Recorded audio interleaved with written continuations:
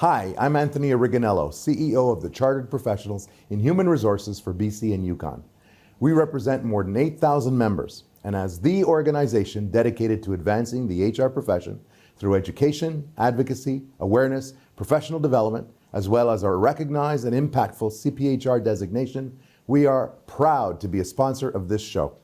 We have been the voice of the HR profession since 1942.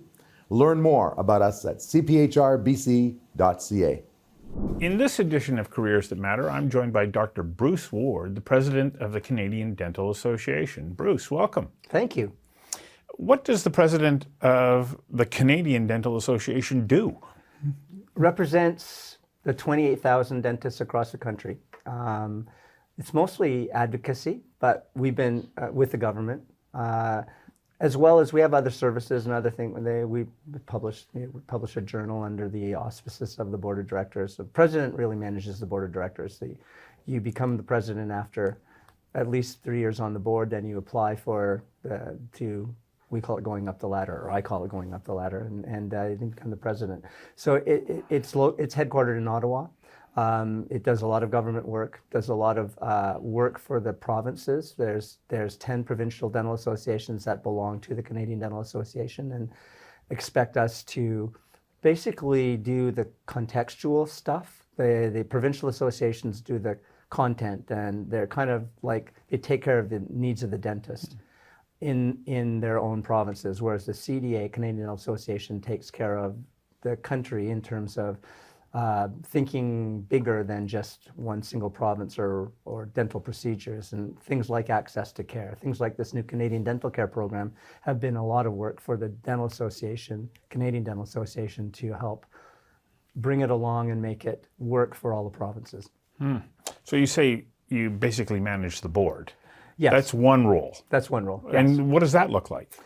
Well, our board's composed of a dentist board member who represents their provincial association from each province. So we have 10 board reps as well as 3 table officers, and everybody comes with their own particular provincial point of view. But of course, we've had a lot of governance training and realize that once you're on the board of the Canadian Dental Association, that's who you speak for. And you can represent your province in terms of what's going on there, but it's more managing the business of where we speak, where we present, what projects we're going to be working on. We're currently working on a project called The Future of Dentistry, which is looking forward into the future. What are the trends? What's happening? How does AI fit in?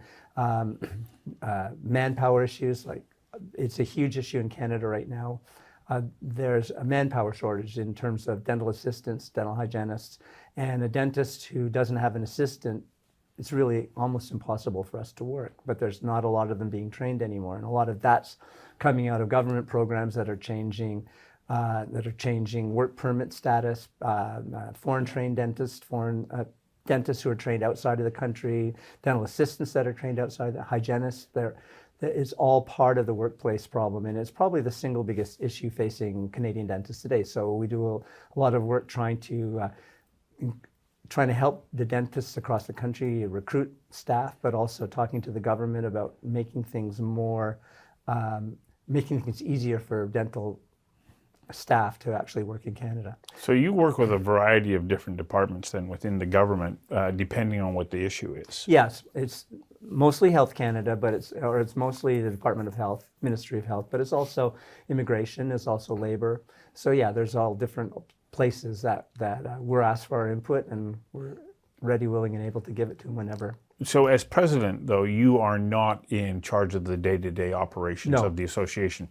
No. There's a CEO. Yeah, we have a great CEO. He's a dentist, public health dentist who's in Ottawa, and he manages our staff. We have an amazing staff in Ottawa, and they take care of all of the logistics. They take care of the articles that I get to write in our quarterly magazine. They help me out with those, and so there's a great staff, and all of that stuff is managed. So basically, I'm the person that they push out in front of the camera or the microphone and say, Well, that was the next part of the job that I was going to say. Yeah, but you're out being the public face as well. Yes. Yeah. So, and it's a 1-year term. So they give us a lot of media training and a lot of practice. But when someone calls up and they want an interview about whatever, naturopathic dental cures or the Canadian Dental Care Program or the workplace shortage, I'm the first place they go. And if I can't do it, they'll go to the next place. But So how many interviews in a month would you do on average? well, some months are busier than others, but it's maybe one or two a month, and they're both in newspaper as well as television. And so you got to do prep around all of that Yeah. and so on. Yeah. Lose a night's sleep the night before. Yeah. All of those kind of things that we do. Okay, let's go back to your graduating from high school. Yeah. Where'd you go to high school? Granby High, Granby, Quebec, a little town outside of Montreal. I went to a high school, an English Protestant school in a French Catholic town, and 500 kids from kindergarten to graduation in my school. Very few. It was a very tiny school, so 23 in my graduating class, and then I went to McGill. And Did you know you're graduating grade 12? Did you know that you wanted a graduated career? grade 11. Grade 11. Ah, yes, okay. back in the day, we were able to get out at. Yeah. So I was graduated from high school at 16. And did you know that you wanted to be in dental care? It was the last thing I ever wanted to do. Our old dentist, we would drive into town. My mom would drive us into Montreal, and she always would go in at Christmas because we'd go to the dentist and then we'd go see Santa Claus. That was the deal. Right? And it was the only way we would actually do it. So yes, I hated going to the dentist. Our dentist never froze us, never used anesthetic. He felt he worked better without it, and so we couldn't stand going. It was awful. Anyway, I got into McGill and I started to, I did my first 3 years. I was doing a major in botany, believe it or not, study of plants, and I thought, and then I ran into somebody who just applied to dental school and gotten in, and I went, sounds okay. It's the first graduate school I could have applied to, medicine or law. You had to finish your degree. You didn't have to finish your degree because they were taking a few people early. And so I went through the process. I applied. So this was a chance encounter with somebody that you knew and went, Yep. goes to show how important those chance encounters can be. And the funny thing was, he was in first year, and I went to high school with him, and he flunked out the second year, so he was never in dental school when I got there finally, but he talked me into going, or he opened the possibility for me going. And I got in early, and my mom got the letter. I was working out here in Vancouver, actually, building greenhouses, and my mom goes, "You just got a letter from McGill." And I said, "Well, did you open it?" She says you've been accepted to dental school. She goes, "Are you kidding? You hate going to the dentist, and why did you even apply?" She had no idea I was applying, and I didn't think I was going to get in. But anyway, I got in, and I thought, okay, I'm 18 now. Or 19. I can do dental school and be graduated by the time I'm 24, and decide whether I want to do it or not. So I did, and I loved it. You loved it. Yeah. Well, you give that sort of look on your face, like, yeah, of course. Yeah. But why did you love it? What was it? I was always, I always thought that the dentists were, they wore pants pulled up to here and white belts and lived above a pharmacy and an office that smelled so strong of chemical. I mean, that was my history with dentists. But I also realized that there's probably another way to practice, and so I said, I'm gonna give this a try. It was a great opportunity to get in. They weren't accepting that many people, and I got in early, and I thought, well, what's there to lose? So I did my 4 years of dental school, and along the way realized that there was a lot of great stuff about it. So when you graduate, do you just go, okay, I'm going to set up a practice, or do you go work There's for lots of somebody different else? things you can do. Yeah, you can either go work in somebody else's practice. They call it being an associate. You can start up your own practice. You can go back to school. You can do a specialty. You can become an orthodontist or a root canal specialist or those kind of different things. There's lots of different things that you can do along the way. But my first job was in Bermuda. My parents said, why don't you do something different? So I went to Bermuda, and I passed their board exam, and I started to work for a couple of dentists who had a practice, and they needed somebody to work it for them. So that was my first experience, and worked there for 6 months and realized that one thing I didn't know a lot about was business and finance, and I'd made a really bad arrangement and an agreement with these fellows who owned the practice, and it was clear that I was never going to actually make it financially. So after 8 months, I guess, I left Bermuda and came out to the West Coast because there was lots of opportunities out here then. The one good thing is I met my wife in Bermuda, you see. So there was a reason I went to Bermuda. Well, there you go. Yeah. And did you come here and set up, or did you go? I came here and started to work for another practice, a very avant-garde, wonderful practice that was like exactly what I was looking for, you know. Gold shag carpet on the floor, wooden brick dividers in all the rooms. We wore T-shirts and jeans every day to work. The fellow that owned the practice and it was art on the ceilings. It was a wonderful practice and great staff, and it was everything I had hoped dentistry would be when I got out. And it was a great start. And so I worked for him for 8 or 9 years, and then I decided it was time to buy into a practice. So I bought somebody's practice that was leaving. He wanted to relocate, and it was with 2 of my classmates from McGill. And so I went and worked out in Coquitlam for a bunch of years as a partner on my own practice. And is that generally the path that a dentist would take? They would say, I'm going to buy a practice rather than try and build it. Not these days. When I graduated from school, which was, it'll be 50 years this year. So I graduated 50 years ago. You're just getting started. Yeah, exactly.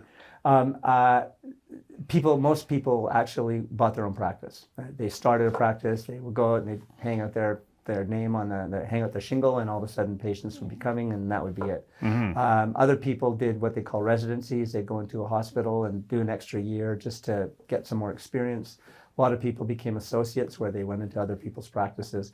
But it was mostly 50 years ago, people went straight into private practice. Now it's totally the opposite. It's very rare that anybody's going to put out the money it takes to build a practice and then hope to get patients. Because like in the Lower Mainland here right now, the ratio of dentists to patients is about 1 dentist for every 600 patients. And you know that anytime a new patient comes to see you as a dentist, they're leaving another office to come to see you. So it's not just a free flow of patients. You can wait a long time in order to build a successful practice these days. And practices cost north of $1 million now just to set up and build. It's very technical and very expensive to set up practices. All the way down to the supplies are hugely expensive, but the actual physical plant itself, it's incredibly expensive. And so you do that, and all of a sudden you're hoping that you can make that back. But to pay back $1.5 million practice piecemeal is not very easy, particularly if you don't have the patience to do it. So right. Most people will go and look for a practice that has some patients attached to it, and then will say, I'd like to buy your practice and maybe come in and work as an associate for a year or two and get the way things work and get people used to you, and then they'll buy the practice. So that's sort of more how people are doing now. It's been a great career, huh? It's been a great career, yeah. What has been the best part of it for you?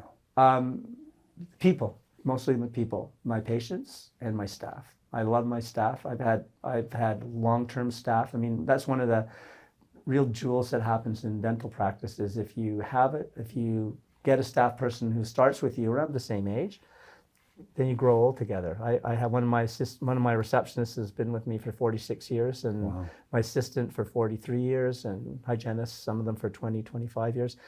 They're like your friends, your best buddies, and you look forward to seeing them every day. And then the patients as well. I was just in this morning working and saw maybe 8 or 9 of the patients that I've been treating for a long time, and I know their family, I know them, they know me, and they ask me how my dogs are, and I ask them how their kids are. It's like that's been the best thing, is the people.